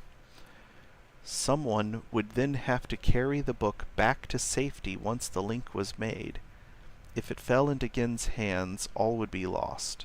When Gen links to 233, one of his acolytes always remains to shut down the device. We'll have to get to him before he can do so, which means we'll only have one chance before they're alerted to our presence. Everything is ready. I have written the material into the new age, and I have prepared the second linking book as a return path to Riven. Of course, it too suffers the same deficiencies as all of Gen's books, so it won't work unless it's augmented. Once I'm in the New Age, I'll have to locate the crystal and adapt it to heal the gateway image, which should render the book functional. I can then use the second linking book to return to Riven with more of this material. It's risky, but if all goes well, the moiety, and any others we can convince to join them, will finally have an escape. I can't help but laugh at the absurdity of this plan. It sounds like I sound like Atris. Should I fail to return, it will likely mean the end of my life. But my only real fear is for my people. Everyone assures me they have complete faith that I will accomplish my task and lead them to a better world. That's the fulfillment of the prophecy, after all. But underneath, they are just as tense and fearful as I am. What will become of them if I do not return? Will they perish here on Riven, or attempt to follow me through this new book to an unknown fate? I don't know what to tell them. Against all odds, it is done. We have already evacuated most of our members to this new age, which the moiety have named Te. The world is more beautiful than I'd anticipated, so I am pleased. The Rivenese have been liberated at last. They stand beneath the open sky, unafraid, dazzled by their freedom. They are happy, but there's still much to be done. The age is still vulnerable. The only way to completely protect it from Gen is to destroy the book once everyone is safely in Te. I'm hesitant to bring this up with the moiety until they've had a chance to acclimate themselves to the new world, as it would mean they would be forever exiled from the only home they've ever known. Nor am I eager to sever my own connection and my only path back to my life and family on Mist. But for the greater good, it must be done. The greater good. For the moment, we're safe, but our activities could arouse Gen's suspicions at any moment. We cannot delay. I will return to Riven tomorrow to resume my attempts to persuade the remaining holdouts to join the others in Te. For now, though, I must rest. Okay.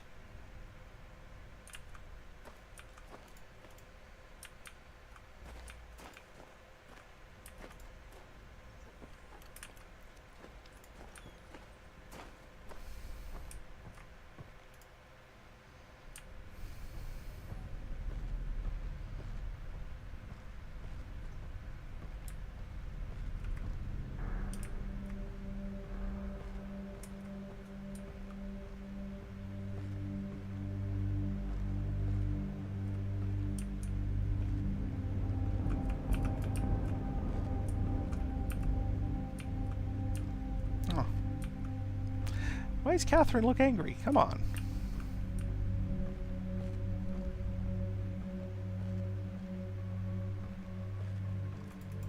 Nope.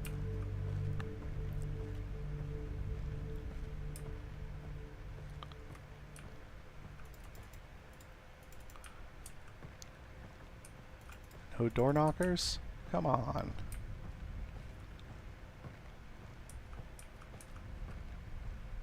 That looks like it could kill me.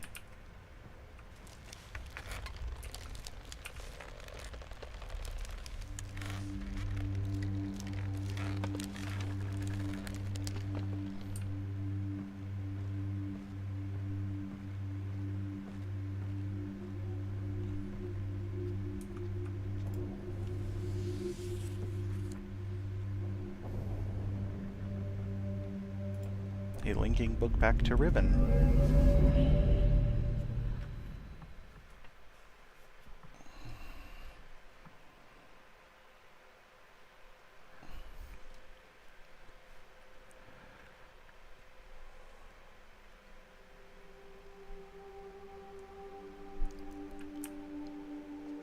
Can I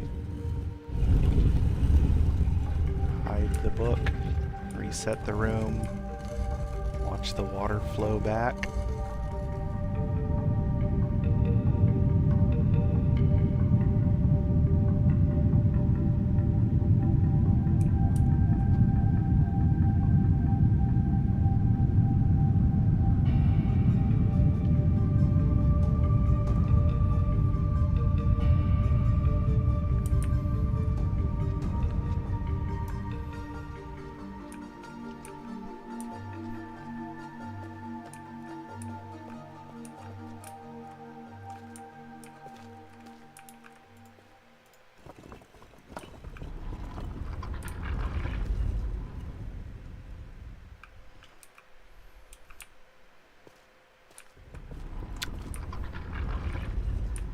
Oh, if I'd have looked around enough when I first came out that door, it would have I would have noticed the other two blinking.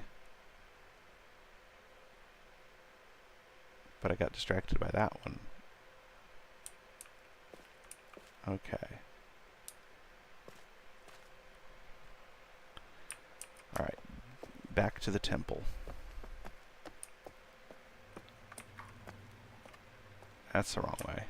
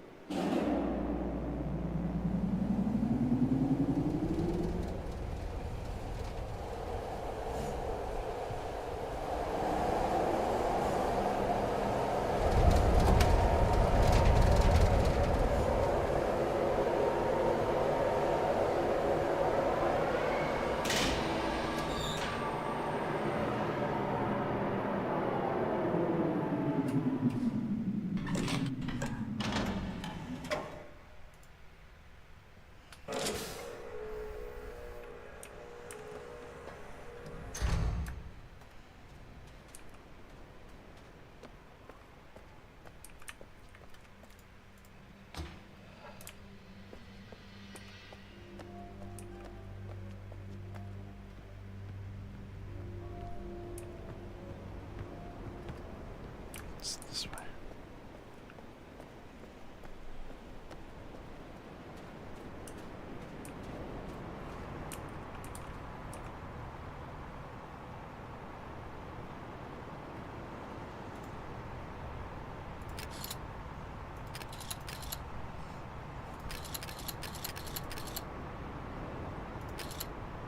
Eight.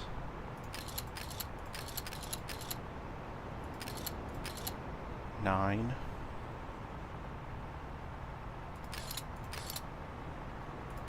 2. 10.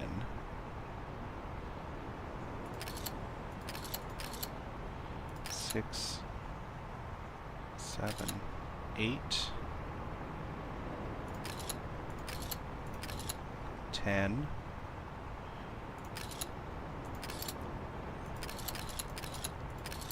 1. 9. 7. 3.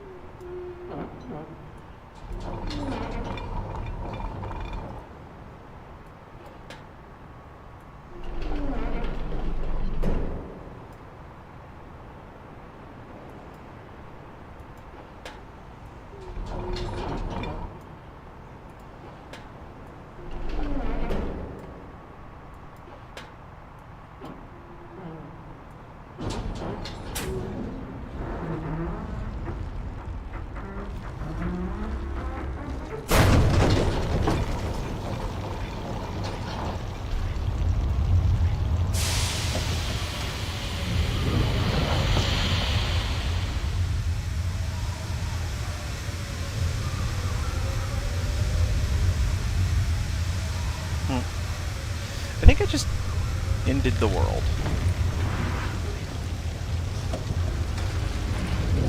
Yeah, that was a mistake.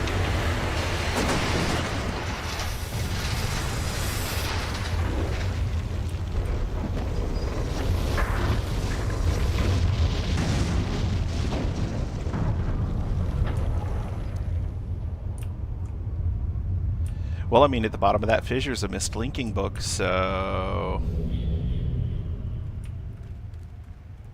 There isn't much time. Where's Catherine? She's still a prisoner. I thought, The trap book is empty. yeah, I messed up. I don't understand. There's Gin. You never did.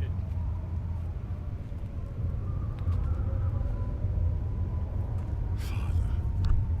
Father, I am no longer your father because you are no longer my son. That was a really quiet gun.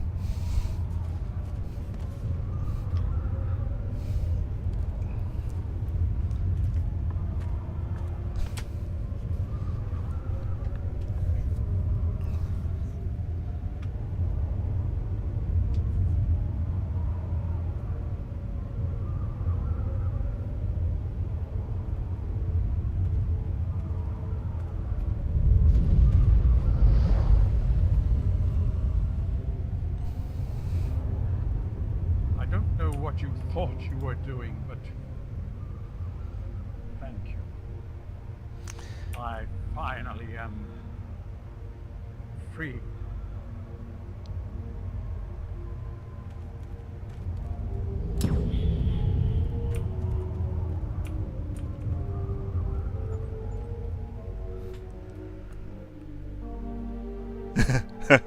Well, that didn't go as planned. I jumped the gun.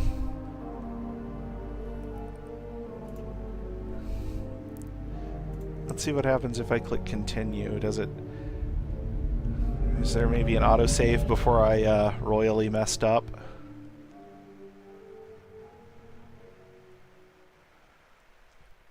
Or am I going to have to go back to Tay? Okay.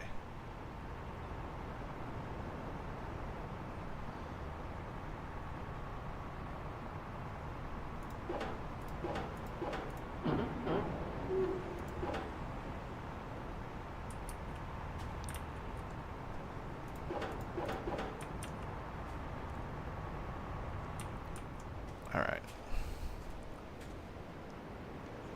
So...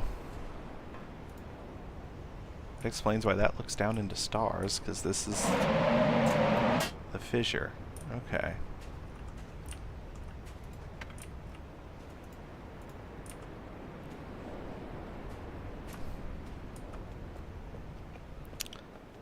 Well, that was the only real clue.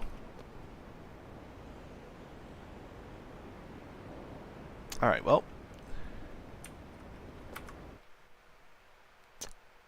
That's where I need to call it for today. So we'll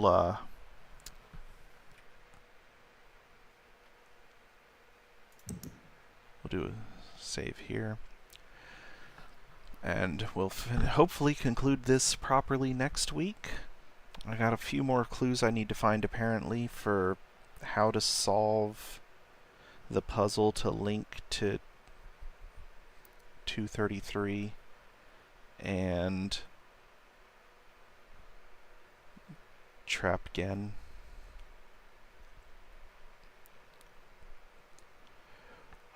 Tomorrow will be, if there's anything, will be... No, tomorrow is nothing. Tomorrow is nothing. Going to Busch Gardens tomorrow. The hospital that my wife is working at is hosting their annual employee and family appreciation event there tomorrow, and we get to go 2 hours before the park even opens to the public. It's gonna be fun. Until then, have a wonderful time. Tomorrow evening should be back tomorrow evening for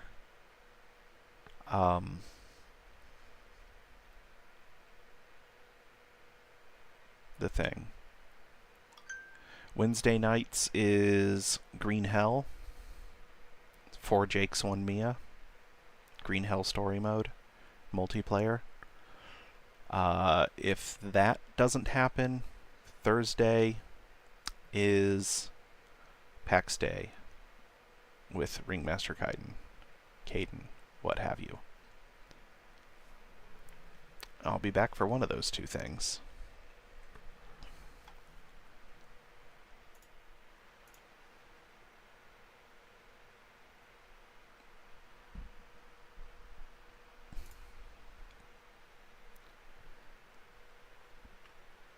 Let's throw my ending screen up and see